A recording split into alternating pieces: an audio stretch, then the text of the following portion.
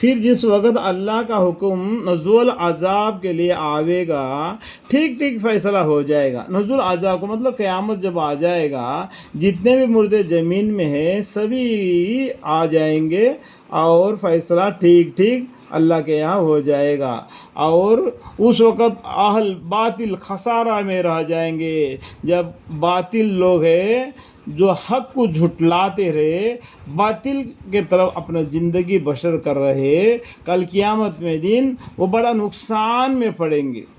اللہ ہی ہے جس نے تمہارے لیے موشی بنائے تاکہ ان میں باجے سے سوار لو۔ موشی مطلب کیا ہے؟ چار پاؤں والے، جیسا کہ گھوڑا ہو گیا، گدھا ہو گیا، خچر ہو گیا، بھینس ہو گئی، جانور ہو گئے، بیلا ہو گئے، ہر چیز ہے۔ یہ سب کچھ کیا کیا ہمارے تابع بنا دیا اللہ تعالیٰ نے ان سب کو، اور ان سب سے اپنا کام لیتے ہوئے اللہ کو یاد کرنا۔ زندگی جو دیا ہے، جوانی دیا ہے، زندگی دیا ہے، پیسہ دیا ہے، بیوی بچے دیا ہے، ان سب میں پڑھ کر ان جانوروں سے جو طاقت میں تم سے بھی زیادہ ہے اس سے کام لے کے اللہ کو عبادت کرنا۔ یہ سب کس کے لیے کیا؟ تمہارے لیے کیا، اور تمہارے لیے کس لیے پیدا کیا؟ وما خلقت الجن والانس الا لیعبدون۔ ہم نے تمام جن اور انسان کو محض اس لیے پیدا فرمایا کہ وہ ہماری عبادت کرے۔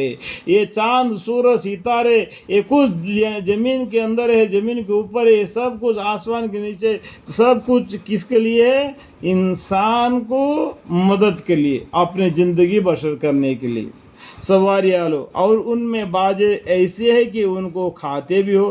جب وہ جوانی میں ہوتا ہے وہ جانور جو چوپائیا والا گائے بھینس وغیرہ جو کچھ ہم کو کھانے کے لیے اللہ نے حلال کیا، جب وہ طاقتور ہوتے ہیں تو جوانی میں ہوتے ہیں تو اسے ہم لوگ کام لیتے ہیں۔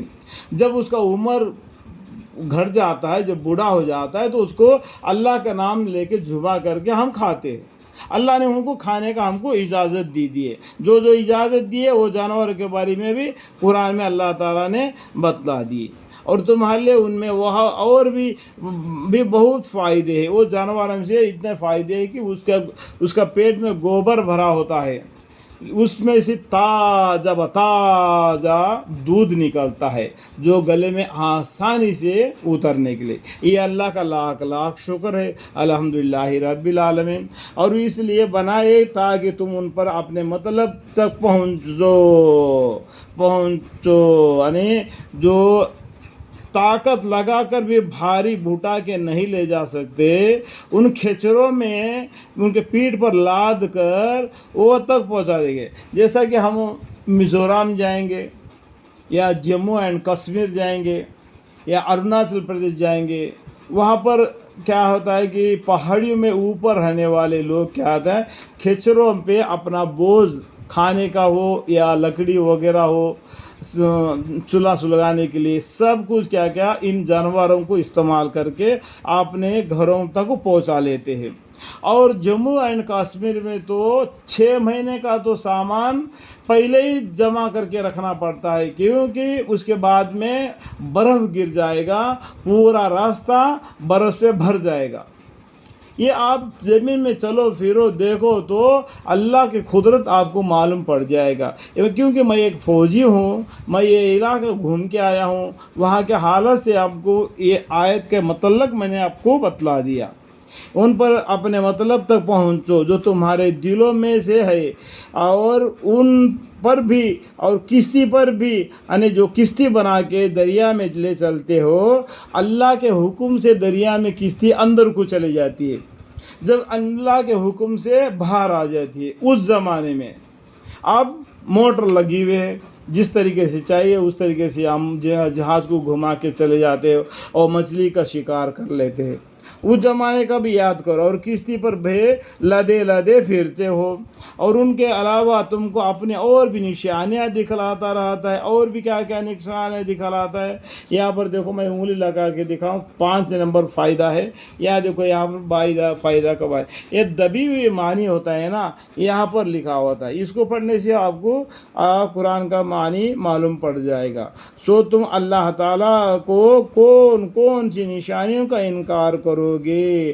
اللہ تعالیٰ نے یہ نشانیاں تم کو دکھلا کر احسان جتلا کر تم کو بتلا دیتا ہے تم اللہ کو چھوڑ کر کدھر الٹے چلے جا رہے ہو.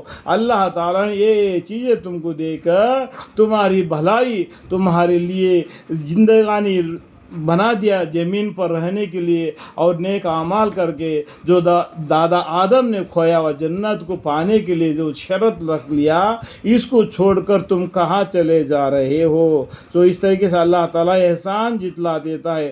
تو تم اللہ تعالیٰ کی کون کون سی نشانیوں کا انکار کرو گے. جیسا سورہ رحمان میں بھی لکھا ہوا ہے, کان هل جزاء الاحسان الا الاحسان فبأي آلاء ربكما تكذبان.